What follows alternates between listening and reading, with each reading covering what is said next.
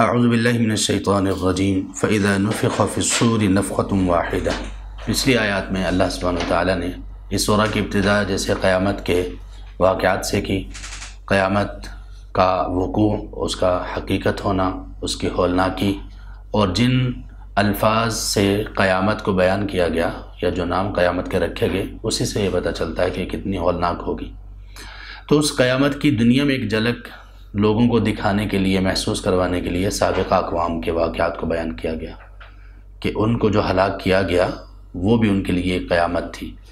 اس سے اندازہ لگایا جا سکتا ہے کہ جو آنے والی قیامت ہے وہ کتنی بڑی ہوگی اور کتنی ہولناک ہوگی۔ قوم سمود، قوم عاد کی مثالیں اللہ تبارک و تعالیٰ نے دی، فرعون کی مثال اللہ تبارک و تعالیٰ نے دی، قوم لوط کی مثال اللہ تبارک و تعالیٰ نے دی اور کیسے ان کو ہلاک کیا گیا یہ بتایا۔ اس کے بعد اللہ سبحانہ و تعالیٰ دوبارہ اسی قیامت کی طرف آ رہے ہیں جس قیامت کا ذکر شروع میں تھا، جس سے ابتدا کی تھی سورہ کی۔ فَإِذَا نُفِخَ فِي الصُّورِ نَفْخَةٌ وَاحِدَةٌ، سو جب پھونکا جائے گا سور میں ایک ہی نفخہ، ایک ہی پھونک جب ماری جائے گی۔ وَحُمِلَتِ الْأَرْضُ وَالْجِبَالُ فَدُكَّتَا دَكَّةً وَاحِدَةً، تو اٹھا لیا جائے گا زمین کو اور پہاڑوں کو اور ان کو ایک ہی مرتبہ، ایک ہی چوٹ میں ریزہ ریزہ کر دیا جائے گا، ٹکڑے ٹکڑے کر دیا جائے گا۔ نفخہ یہ وہی پھونک ہے جو سور میں ماری جائے گی، سور میں جو پھونکا جائے گا یہ وہ ہوگا۔ دو نفخے ہیں، ایک نفخہ اس سے تمام کے تمام لوگ جو دنیا میں موجود ہوں گے، جس میں سانس ہے، جو ذی روح ہے، وہ تمام سب کچھ فنا ہو جائے گا، اور دوسرے نفخے پہ سب کچھ دوبارہ سے زندہ کر دیا جائے گا۔ کچھ اہل علم نے یہ کہا کہ یہ نفخے تین ہیں، دو نہیں ہیں بلکہ تین ہیں۔ سب سے پہلا نفخہ یہ ہوگا، یعنی پہلی پھونک سے یہ ہوگا کہ لوگوں کے دلوں میں ہیبت پیدا ہو جائے گی، جو چیزیں موجود ہوں گی ہیبت پیدا ہو جائے گی، نفخۃ الفزع اس کو کچھ اہل علم نے کہا۔ اور دوسرا نفخہ ہوگا، اس سے پھر سب چیزیں فنا ہو جائیں گی، تیسرے نفخے پہ زندہ ہوں گی۔ تو کس نے تین بھی بنائے؟ تو کچھ کا کہنا یہ ہے کہ تین نہیں، جو پہلا نفخہ ہوگا اس نفخے کی ہی ابتدا گھبراہٹ سے ہوگی اور فنا تک اختتام ہوگا، اور دوسرے نفخے میں پھر دوبارہ سے سب کو زندگی دی جائے گی۔ تو وہ ایک نفخہ جو ہوگا، جو پہلا نفخہ ہوگا، اس میں فنا کیسے ہوگی اس کا بیان اللہ تبارک و تعالیٰ نے کیا۔ وَحُمِلَتِ الْأَرْضُ وَالْجِبَالُ فَدُكَّتَا دَكَّةً وَاحِدَةً، آج زمین کو اور پہاڑوں کو اٹھا لیا جائے گا، یعنی اللہ تبارک و تعالیٰ کی طرف سے، اللہ کی قدرت، اللہ تبارک و تعالیٰ کی مشیت اور اللہ تبارک و تعالیٰ کا یہ پورا کنٹرول اور اس کا غلبہ یہ ان چیزوں کو اٹھا لے گا۔ اٹھا کے یہ کہاں جائیں گی؟ یہ ساری چیزیں فنا ہو جائیں گی۔ لیکن ابھی فنا ہونے سے پہلے فنا کی طرف لے جانے والے جو مراحل ہیں وہ کیسے ہیں؟ فَدُكَّتَا دَكَّةً وَاحِدَةً، یعنی ایک ہی چوٹ ہوگی، واحدہ کا مطلب ایک ہی مرتبہ۔ ایک ہی مرتبہ کا کیا مطلب؟ ایک ہی چوٹ میں، ایک ہی مرتبہ میں یہ پوری زمین اور اس زمین پر سارے پہاڑ سب کچھ ملیا میٹ ہو جائے گا، برابر ریزہ ریزہ ہو جائے گا۔ یعنی کسی چیز کو توڑنے میں بھی بڑا وقت لگتا ہے نا۔ ابو الہول کا جو مجسمہ ہے مصر میں ہی ہے نا، مصر میں ابو الہول کا جو مجسمہ ہے، کہتے ہیں کہ اس کو کئی لوگوں نے جو آئے حکمران، انہوں نے کہا کہ اس کو توڑیں، دیکھیں اس میں ہے کیا۔ تو انہوں نے کہا کہ یہ اس میں جو کچھ بھی نکلا ہے، اس کو توڑنے کے لیے ہی ہمیں اتنے زیادہ مال و دولت درکار ہے، تو اس کو توڑنا بھی کوئی اتنی آسان بات نہیں ہے۔ خزانے ہمارے خالی ہو جائیں گے، اس کے بعد اس میں سے کچھ نکلے یا نہ نکلے۔ تو انہوں نے اندازہ لگایا کہ اگر اتنا اس میں مال نکل آئے، تو اگر اتنا بھی نکل آئے تو اس کو توڑنے پر شاید اس سے زیادہ ہمارا خرچہ آ جائے۔ تو چیزوں کو توڑنا یہ ایک ابو الہول کا مجسمہ ہے کہ اس پر وقت بھی اتنا لگے گا، لوگ بھی اتنے لگیں گے، مشینری بھی اتنی لگے گی، اور اس پر وسائل بھی اتنے خرچ ہوں گے۔ اللہ کہتے ہیں کہ پوری دنیا کے سارے پہاڑ، ایک مجسمہ نہیں جو پتھر سے اور اس سے بنا ہوا ہے، سارے پہاڑ ایک ہی ضرب میں، ایک ہی چوٹ میں دکتا دکتن ریزہ ریزہ کر دیے جائیں گے۔ اب اللہ تبارک و تعالیٰ نے پہاڑوں کا بار بار تذکرہ کیوں کیا؟ بار بار دیکھیں، القارعہ مالقارعہ وما ادراک مالقارعہ یوم یکون الناس کالفراش المبثوث وتکون الجبال کالعہن المنفوش، کہ پہاڑ کیسے ہوں گے؟ وہ روئی جس کو رضائی میں بھرا جانا ہوتا ہے تو اس سے پہلے اس کو دھنکا جاتا ہے۔ دھنکنے کا مطلب یہ ہے کہ اس روئی کو نرم کر لیا جاتا ہے مشین کے ذریعے سے، اور اس سے پہلے گاؤں وغیرہ دیہات وغیرہ میں اس روئی کو دھنکا جاتا تھا اس کے اوپر ضربیں لگا لگا کر روئی بہت زیادہ نرم ہو جاتی تھی، سافٹ ہو جاتی تھی. تو اللہ تعالیٰ نے کہا کہ یہ پہاڑ اس روئی کے گالوں کی طرح ہوں گے. جب اس کو دنکا جاتا ہے روئی کو تو اس کے چھوٹے چھوٹے گالے اس طرح ہوا میں اڑ رہے ہوتے ہیں، تو پہاڑ ایسے ہو جائیں گے. یعنی جو پہاڑ جو سب سے سخت مخلوق ہے اس کی جب یہ حالت ہے تو انسان کو سوچنا چاہیے کہ میرا کیا بنے گا.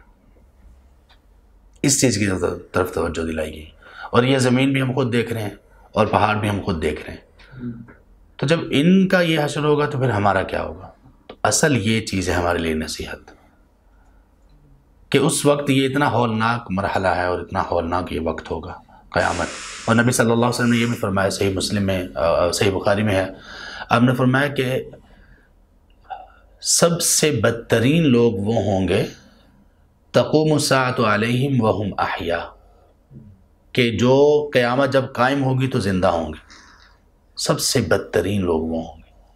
اور اس سے پہلے حدیث میں آتا ہے قیامت کی علامات میں سے کہ اللہ تبارک و تعالیٰ قیامت سے پہلے ایک ہوا چلائیں گے جس کے دل میں جتنا بھی ایمان، تھوڑا سا بھی اگر ایمان ہوگا نا، وہ ہوا اس کو فوت کر دے گی.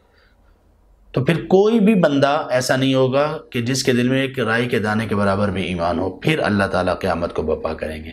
یعنی جب تک لوگوں کے دلوں میں ایک رائی کے دانے کے برابر بھی ایمان ہے، قیامت نہیں آئے گی. یہ ہے ایمان کا وزن اور یہ ہے ایمان کی ویٹیج اور یہ ہے ایمان.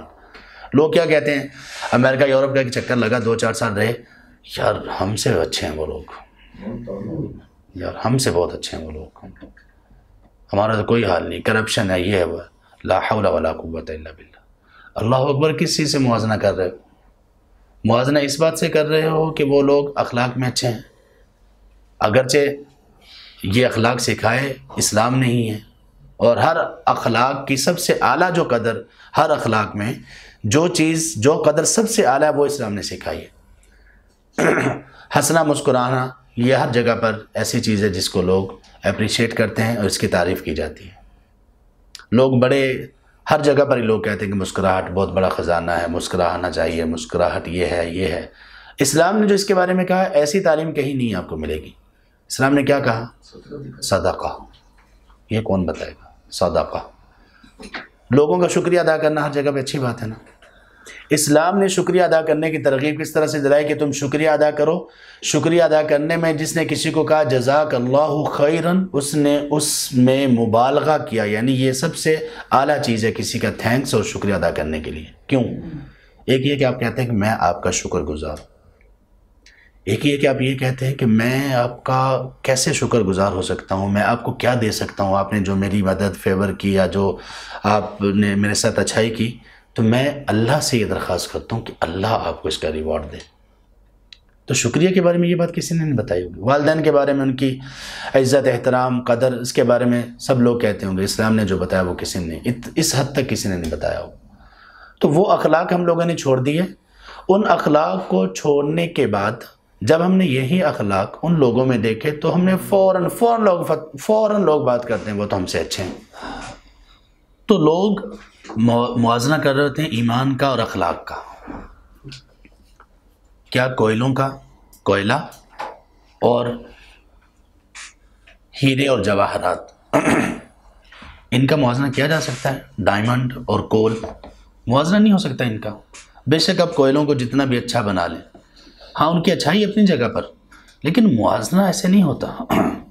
ہر اچھی چیز کو، ہر چمکتی ہوئی چیز کو سونے کے ساتھ اس کا موازنہ نہیں کیا جا سکتا. بہت ساری چیزیں ایسی ہوں گی جس کی چمک دمک سونے سے شاید زیادہ ہو، لیکن سونے سے موازنہ ہو سکتا ہے؟ نہیں ہو سکتا. ایمان سے کسی چیز کا موازنہ نہیں ہو سکتا. کیسے؟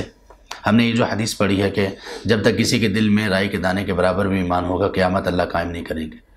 یہ ایمان کی ویٹیج ہے کہ ایک رائی کے دانے کے برابر ایمان بھی قیامت میں رکاوٹ ہے.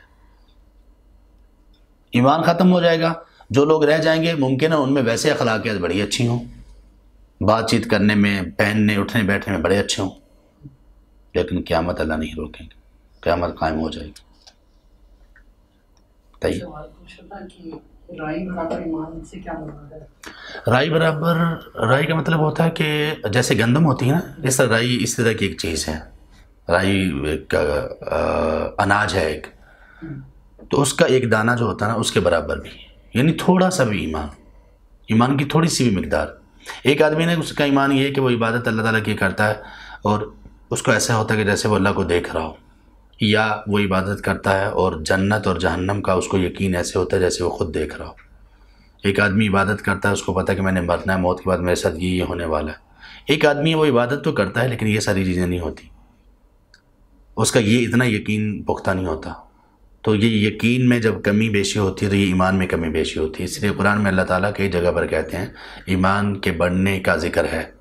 تو ایمان کے بڑھنے کا جب ذکر ہے تو اس سے پتہ یہ چلا کہ جو چیز بڑھتی ہے وہ پہلے اس سے کم لیول پر تھی، تو ایمان کا بڑھنا اور کم ہونا اس سے پتہ چلتا ہے۔ تو وہ اس لیے کہا گیا کہ رائے کے دانے کے برابر بھی اگر ایمان ہوا، یعنی تھوڑی سی بھی مقدار ایمان کی اگر ہوئی، تو اللہ تبارک و تعالیٰ قیامت قائم نہیں کریں گے، قیامت کو برپا نہیں کریں گے۔ یہ ایمان کا وزن ہے اور ایمان کی ویٹیج ہے، تو اس کو اسی پر ہی رکھنا چاہیے۔ اور سبحان اللہ ایسے لوگ پھر موازنہ، ایک تو موازنہ غلط کر رہے ہوتے ہیں، دوسرا ان کے موازنے میں وہ پورا علم نہیں ہوتا۔ وہ یہ کہہ رہے ہوتے ہیں اخلاق کے بڑے اچھے ہیں، لوگوں کی مدد کرتے ہیں، تھینکس کہتے ہیں۔ بھائی اس کے علاوہ باقی چیزیں بھی اٹھا کر دیکھو، چوری چکاری، برائی، بے حیائی، بدکاری، یہ سب چیزیں تو دیکھو کتنی زیادہ ہیں، کتنے زیادہ وہ آگے ہیں وہ لوگ۔ فَيَوْمَئِذٍ وَقَعَتِ الْوَاقِعَةُ، تو یہاں پر جب یہ پہاڑوں کا، زمین کا اس طرح سے حشر ہونا شروع ہو گیا تو اس دن واقع ہونے والی واقع ہو جائے گی۔ اب الواقعہ قیامت کے ناموں میں سے ایک نام ہے، اور وہ کیا چیز ہے؟ یہ کوئی ایک چیز نہیں ہوگی، یہ تو ابھی صرف دنیا کا، اس زمین کا نقشہ بدلا نا، پہاڑوں کو ریزہ ریزہ کر دیا گیا ایک ہی ضرب میں، ایک ہی مرتبہ میں پہاڑ اور زمین سب برابر ہو گئے۔ اور برابر کیسے ہوئے؟ ایک برابر کا مطلب، ایک برابر میں معنی یہ بھی سمجھا جا سکتا ہے کہ ہر چیز برابر ہوگی، بڑی اچھی لگنے لگ گئی، نہیں، یہ وہ برابری نہیں ہے۔ یعنی یہ زلزلے کے ساتھ اور اللہ کی طرف سے ایک ضرب کے ساتھ جیسے کسی چیز کو توڑا جا رہا ہو، جیسے قیامت کے ناموں میں سے القاریہ بھی ہے، کھٹکھٹانے والی، ہلا کر رکھ دینے والی، تو یہ اس معنی میں کہ اس طرح سے ہو جائے گا۔ پھر باقی یہ پوری کائنات، پوری یونیورس، سارے سیارے، گلیکسیز وغیرہ سب آپس میں ان کا ٹکرانا اور فنا ہو جانا، یہ کتنی بڑی تباہی ہوگی۔ یہ ہے فَيَوْمَئِذٍ وَقَعَتِ الْوَاقِعَةُ، یہ کتنی بڑی واقع ہونے والی واقع ہوگی، جو ثابت ہوگی، جو آ پڑے گی، جو گرے گی۔ اس کے لیے اگر ہم تھوڑا سا یہ دیکھ لیں، ابھی تک انسان نے جو آبزرو کیا کہ یونیورس کیسی ہے، یہ کائنات کیسی ہے، اگر اس کو ہم دیکھ لیں، کس طرح ہماری یہ زمین، پھر باقی جو ہمارے جو پلینٹس ہیں قریب قریب کے، پھر سولر سسٹم، پھر اس کے بعد اس طرح کے ٹریلین بلینز، کئی زیادہ اس طرح کے سولر سسٹمز ہیں، پھر گلیکسیز ہیں اور ٹریلینز آف گلیکسیز ہیں، پھر اس کے بعد ان گلیکسیز کے گروپس بنتے ہیں، پھر سپر گلیکٹک گروپس بنتے ہیں، پھر پتہ نہیں کلسٹرز وغیرہ، یہ کتنی ساری ایسی چیزیں ہیں، اتنی بڑی کائنات ہے۔ تو جب یہ ساری تباہ ہوگی تو کیا بنے گا؟ دو گاڑیوں کا حادثہ، دو سائیکل اگر آپس میں ٹکرائیں، لوگ بھی اس پر ہوں، دو بائکس ٹکرائیں، اس کے بعد دو گاڑیاں ٹکرائیں، دو ٹرینیں ٹکرائیں، دو پلین یہ ٹکرائیں، کتنا فرق ہے سب کی تباہی میں۔ اور کہاں پر یہ کہ یہ سیارے آپس میں ٹکرائیں۔ فَيَوْمَئِذٍ وَقَعَتِ الْوَاقِعَةُ، سو اس دن کو یاد کرو جب یہ واقع ہونے والی واقع ہو جائے گی۔ اور اس کی اور کیا کیا علامات ہوگی؟ زمین پر جو تبدیلی ہوئی وہ تو اللہ تعالیٰ نے بتا دی، پہاڑ اور زمین ریزہ ریزہ، اور ان کو ٹکڑے ٹکڑے کر دیا جائے گا ایک ہی ضرب میں۔ وَانشَقَّتِ السَّمَاءُ، آسمان پھٹ جائے گا۔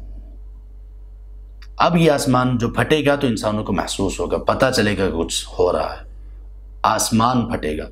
ابھی تک جتنی بھی یونیورس لوگوں نے آبزرو کی ہے، اسٹرونومرز نے، جو ہمارے فلکیات وغیرہ ہیں، ہمیں ابھی تک یہ پتہ نہیں چلا کہ یہ جو آسمان، پہلا آسمان ہے، اس کا یہ کتنے % حصہ ہے۔ ممکن ہے ایک ڈاٹ کے برابر ہو، ابھی تک جتنا کچھ دریافت ہو چکا ہے وہ ہی اتنا زیادہ کہ آدمی بس ڈوب کر رہ جائے اس کی گہرائی اور ڈیپتھ میں، کہ اتنی بڑی یہ کائنات ہے۔ ابھی تک آسمان تک نہیں پہنچے ہم لوگ، جو اللہ نے 7 آسمان بنائے، تو وہ آسمان پھٹ جائے گا۔ اور جب آسمان پھٹے گا فَهِيَ يَوْمَئِذٍ وَاهِيَةٌ، پھٹ کر اس کی حالت کیا ہوگی؟ بالکل ہلکا بھودا ہو جائے گا، یعنی مطلب کچھ پہ ختم ہو جائے گا۔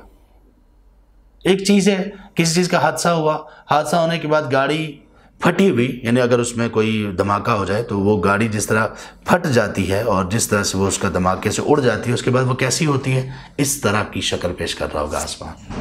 جی بتائیے۔ یہاں پہ السماء کا لفظ ہوا، سماوات یعنی 7 آسمان کا ذکر، تو اس سے جو محسوس ہوتا ہے کہ پہلا آسمان ہی پھٹے گا، باقی ویسے ہی رہیں گے؟ نہیں، سب ہوگا۔ کبھی کبھی واحد کا لفظ بولا جاتا ہے اور اس سے مراد ایک نہیں ہوتا، اس سے مراد جنس ہوتی ہے۔ یعنی جس چیز پر آسمان کا لفظ بولا جاتا ہے وہ پھٹ جائے گی. فہی یومئذ واہیہ والملک علی ارجائہا، اور اس کے بعد فرشتے پھر ہوں گے وہ اس کے کناروں پر ہوں گے. یعنی جب یہ سب چیزیں پھٹ جائیں گی تو پھر فرشتے نمودار ہوں گے. وَيَحْمِلُ عَرْشَ رَبِّكَ فَوْقَهُمْ يَوْمَئِذٍ ثَمَانِيَةٌ، اور آپ کے رب کے عرش کو اس دن 8 فرشتے اٹھائے ہوئے ہوں گے. اس فرشتوں کے بارے میں کچھ مفسرین نے کچھ باتیں لکھی ہیں کہ فرشتے ایسے ہوں گے کہ ان کے قدم زمین پر ہوں گے اور ان کے سر وہ 7ویں آسمان سے اوپر تک ہوں گے، اور ان 8 فرشتوں نے اللہ کے عرش کو اٹھا رکھا ہوگا. اور یہ بھی ان کے بارے میں بیان کیا جاتا ہے کہ ان کے کان کی لو سے اور کندھے تک کا فاصلہ کتنے ہزاروں کتنے سالوں کے مسافت کے برابر ہوگا. تو ظاہر جن لوگوں نے جن فرشتوں نے اللہ کے عرش کو اٹھانا ہے وہ فرشتے کتنے بڑے ہوں گے، اللہ کا عرش کتنا بڑا ہے. موازنہ کیا نا نبی صلی اللہ علیہ وسلم نے. 7 آسمان اور 7 زمینیں اللہ کی کرسی کے مقابلے میں کیسے ہیں؟ جیسے ایک بہت بڑے صحرا میدان میں ایک چھوٹا سا چھلا رنگ انگوٹھی پڑی ہو. یہ ہے موازنہ کرسی کا اور 7 آسمان و زمین کا. اور یہ کرسی عرش کے مقابلے میں اسی طرح لگے گی جیسے یہ 7 آسمان اور زمین نے کرسی کے مقابلے میں لگ رہی تھی. یعنی کرسی جو اتنی بڑی ہے آسمان و زمین کے مقابلے میں، وہ کرسی عرش کے مقابلے میں کیسے ہوگی؟ بالکل صحرا میں کسی میدان بہت بڑے میں ایک چھوٹی سی انگوٹھی اور ایک رنگ کا پڑا ہونا. بس یہاں پہ اس کے بعد کمپیریزن نہیں کیا نبی صلی اللہ علیہ وسلم، ہو بھی نہیں سکتا تھا.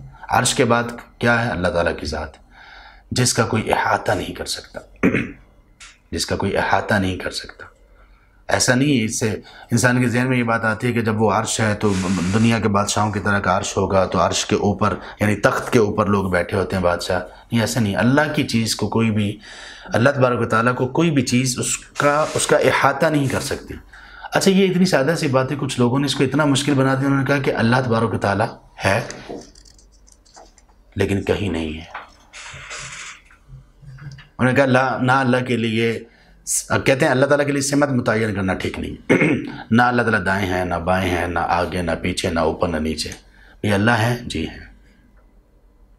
کتنی سادہ سی بات ہے. اللہ تعالیٰ نے قرآن میں 8 جگہ پر کہا کہ اللہ عرش پر ہے. وہ عرش پر ہیں، اللہ تعالیٰ کی ذات عرش پر ہے، اور اللہ تعالیٰ کی ذات کو کسی چیز نے محیط نہیں کر رکھا. اور اللہ تبارک و تعالیٰ عرش پر کیسے؟ جیسے اس کی شان کے لائق ہے. ہمیں نہیں بتایا گیا، ہمارے لیے اتنا کافی ہے. نہ ہم وہاں تک پہنچ سکتے ہیں، نہ کوئی ذریعہ جان سکنے کا. ایک ہی ذریعہ ہے اور وہ اللہ تعالیٰ نے اس ذریعہ سے ہمیں بتا دیا، تو ہم کیا کر رہے ہیں؟ اور کچھ لوگوں نے پھر اسی سے آگے وہ جو جس کی بنیاد جس چیز کی بہت ہی زیادہ لا علمی کی بنیاد پر پڑی اور جس کو لوگوں نے نام مختلف دینا شروع کر دیے. کچھ لوگوں نے اس کو طریقت کا نام دیا، کچھ نے تصوف کا نام دیا، کسی نے کچھ کا نام دیا. اس میں بھی لوگوں نے کیا کیا باتیں کرنا شروع کر دیں. اللہ تعالیٰ کی ذات کو اس طرح سے نہیں جانا جیسے اللہ نے متعارف کروایا، اپنی طرز سے اپنی عقل سے جاننے کی کوشش کی تو غلطیاں کرنے لگ گئے. کسی نے محمد کریم صلی اللہ علیہ وسلم کو اللہ بنا دیا. وہ جو عرش پر مستوی تھا خدا ہو کر، مدینے میں اتر پڑا مصطفیٰ ہو کر، نعوذ باللہ. اور اسی طرح دوسرے جو لوگ ہیں شیعہ لوگ، وہ فضائل بیان کرتے ہیں علی رضی اللہ عنہ کے کہ نبی صلی اللہ علیہ وسلم نعوذ باللہ عرش پر گئے، وہاں پر بیٹھ کر اللہ تبارک و تعالیٰ سے ملاقات ہوئی تو اللہ تبارک و تعالیٰ نے مصافحہ کیا. نعوذ باللہ من ذالک.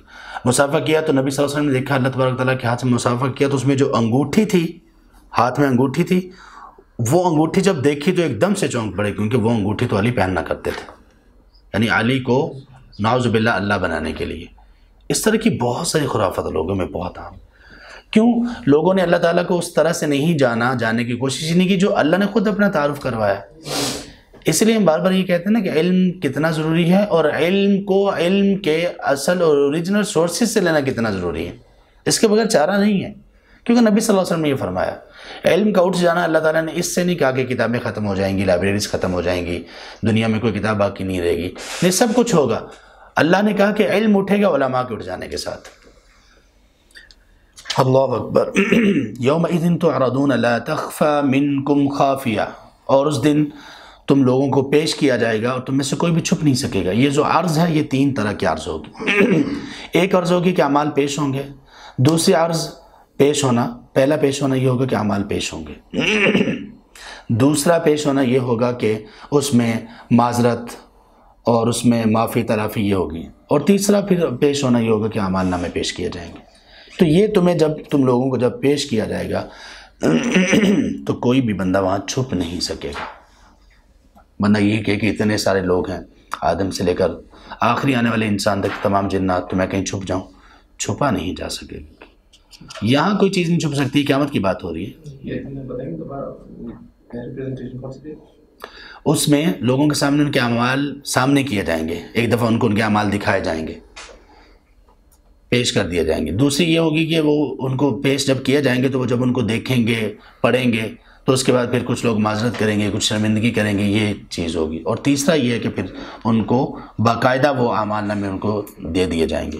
فَأَمَّا مَنْ أُوتِيَ كِتَابَهُ بِيَمِينِهِ، اس لیے اس کے فوراً بعد یعنی عرض کا ذکر کیا کہ پیش کیا جائے گا، تو پیش کیا جانا تین طرح سے ہے. تیسرا پیش کیا جانا کیا ہوگا؟ اعمال نامہ دینا.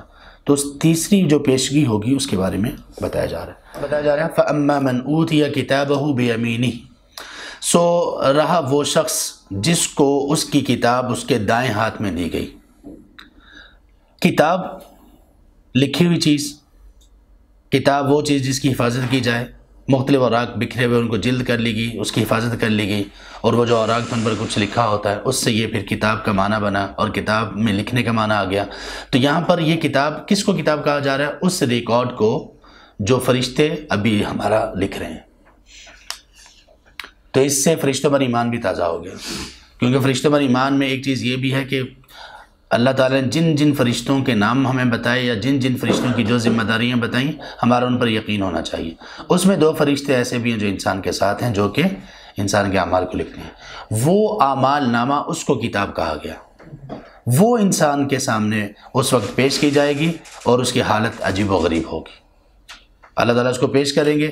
جیسے وہ دیکھے گا تو مجرم لوگ کیا کہیں گے؟ سورۃ الکہف کی آیت 49 میں اللہ تعالیٰ نے کہا مجرم لوگ یہ کہیں گے کہ ما لہذا الکتاب، یہ کیسی کتاب ہے، لا یغادر صغیرۃ ولا کبیرۃ الا احصاها، اس نے تو کوئی بڑی چیزیں تو چلنے لکھی گئی، چھوٹی سے چھوٹی چیز بھی نہیں چھوڑی. یہ عرض ہے پہلی. جیسے دیکھیں گے اچھا اتنی چھوٹی چھوٹی چیزیں لکھی ہوئی ہیں.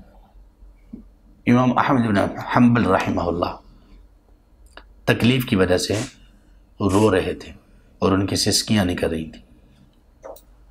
تو ان کے پاس ایک شخص آئے تو انہوں نے کہا کہ امام آپ رو رہے ہیں، سسکیاں آپ کی نکل رہی ہیں. تو میں نے امام طاووس سے یہ سنا ہے، انہوں نے یہ کہا کہ فرشتے ہر چیز لکھتے ہیں، حتی انین المریض، یہاں تک کہ مریض کی جو سسکیاں آہیں ہوتی ہیں اس کو بھی لکھتے ہیں.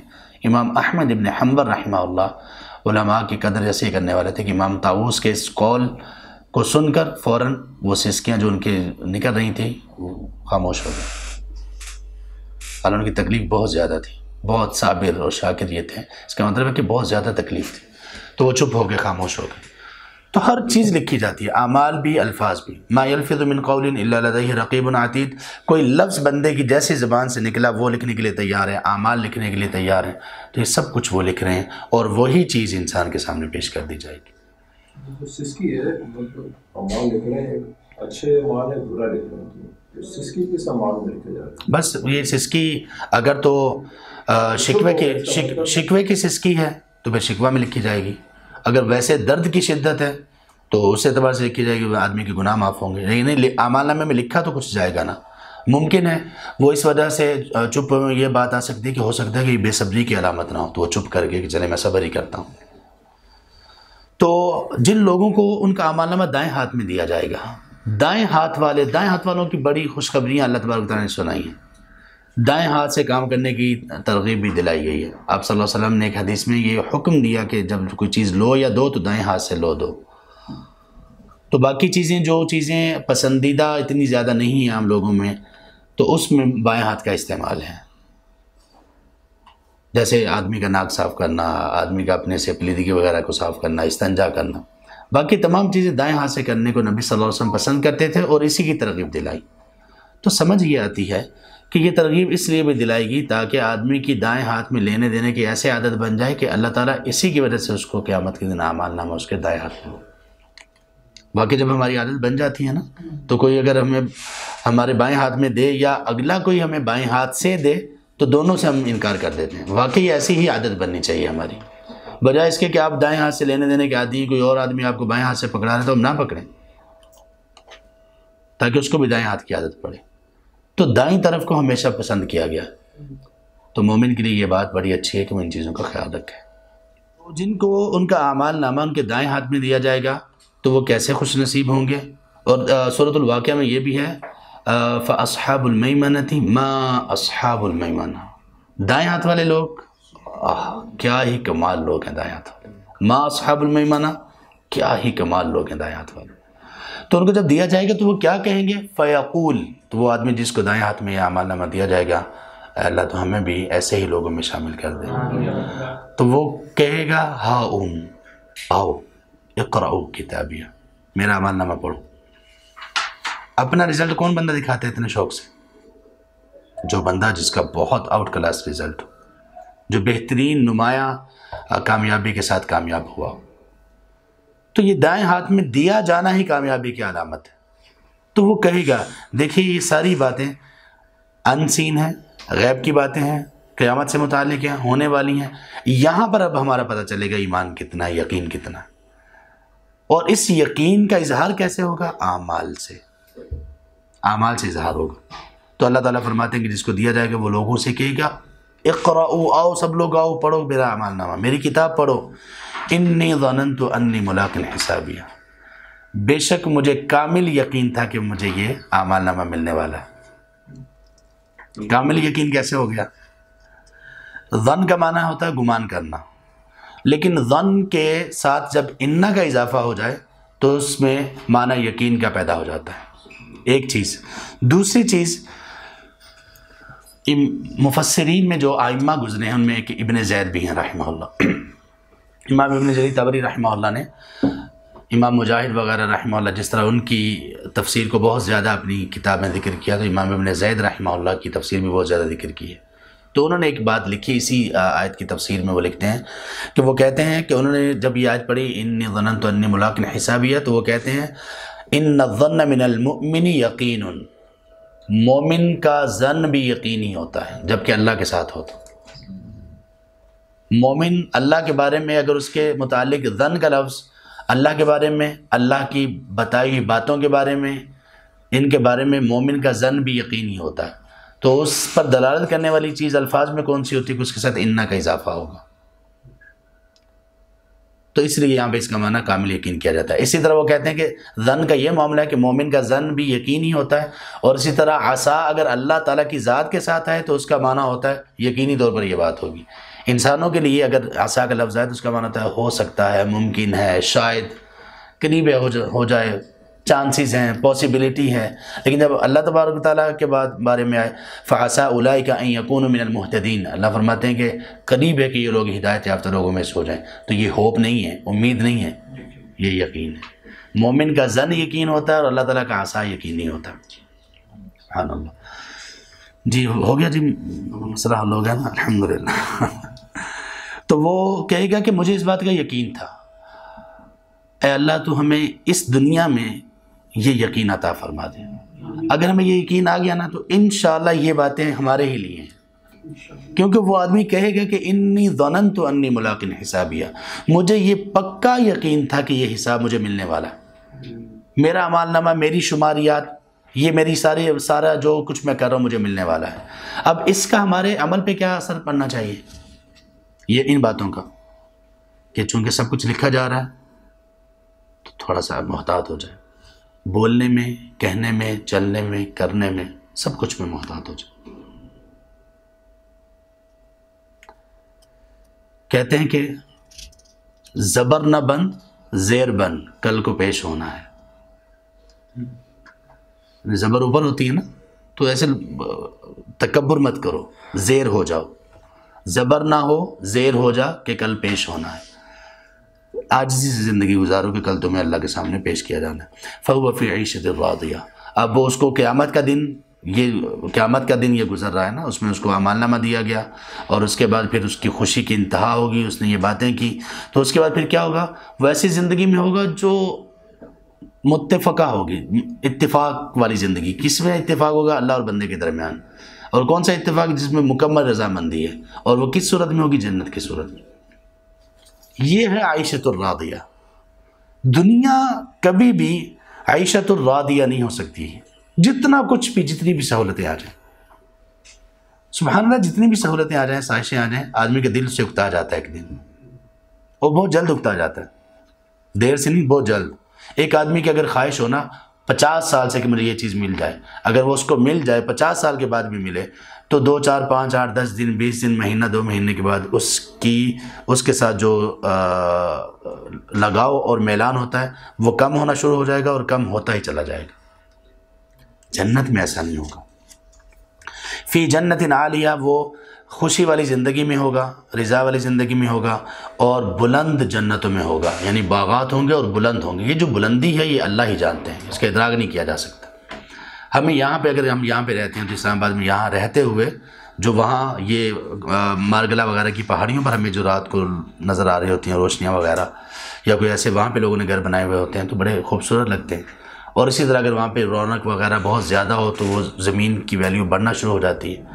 تو اللہ تعالیٰ نے بلند و بالا باغات کا بار بار ذکر کیا ہے، وہ ہر اعتبار سے بلند ہوں گے، ویسے بھی بلندی میں اور عالی شان بھی ہوں گے۔ قطوفها دانیہ، اور اس میں جو ان باغات میں جو ان کے پھل ہوں گے وہ قریب ہوں گے، جھکے ہوئے ہوں گے۔ اس میں 2 چیزیں مراد ہیں، ایک تو یہ کہ پھل کی کثرت ہوگی، اور دوسرا ہے کہ قریب یہ ہوگا کہ انسان کو اتنی بھی تکلیف نہیں کرنی پڑے گی وہ جا کے توڑے، بلکہ جس چیز کی وہ خواہش کرے گا وہ خود اس کے پاس چل کر آ جائے گی۔ یہ اللہ تبارک و تعالیٰ کی طرف سے یہ رحمت ہوگی۔ برا رضی اللہ عنہ کہتے ہیں اس آیت میں، قطوفها دانیہ کہتے ہیں کہ یتناول الرجل من فواکہها وهو قائم، آدمی کھڑے کھڑے ہی وہ جو خوشے ہیں اور جو پھل ہے اس کے منہ میں آ جائے گا، اس کو وہ لے سکتا ہے۔ اللہ تبارک و تعالیٰ ہمیں یہ تمام نعمتیں نصیب فرمائیں، اور اللہ تبارک و تعالیٰ ہمیں اصحاب الیمین میں سے کر دیں، اور اللہ تبارک و تعالیٰ ہمیں ہمارے گناہوں کو معاف فرمائیں۔ سبحانک اللہم و بحمدک، اشہد ان لا الہ الا انت۔